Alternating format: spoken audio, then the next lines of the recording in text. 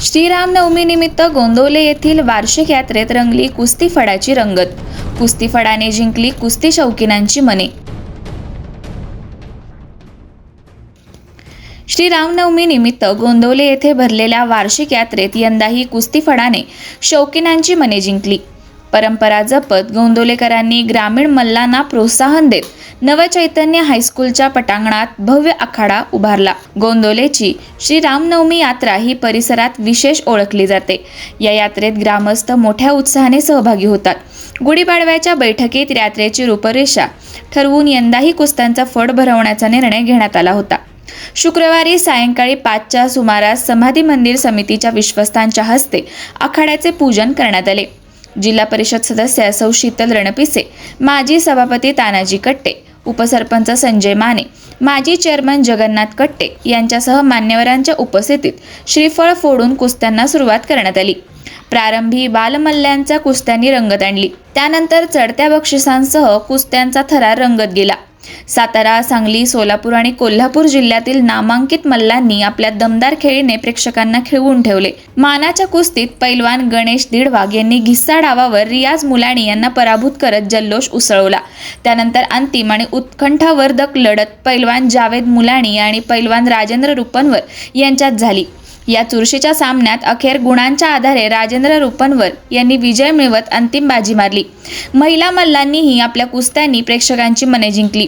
वृषाली पाटोळे हिने वैष्णवी शिंगारेवर मात केली, तर शर्वरी पाटोळे आणि श्रेया शेवाळे यांनीही विजय मिळवत आपली ताकद सिद्ध केली।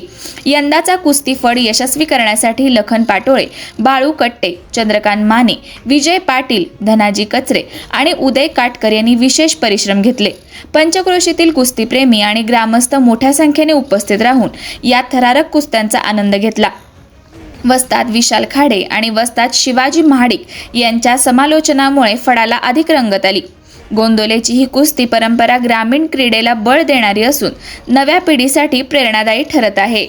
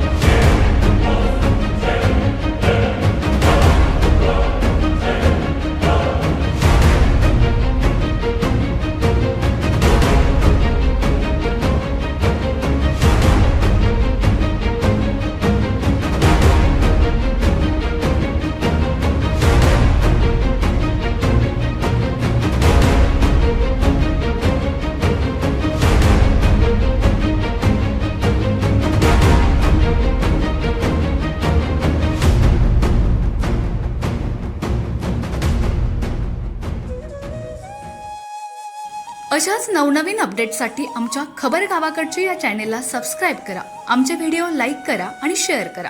धन्यवाद.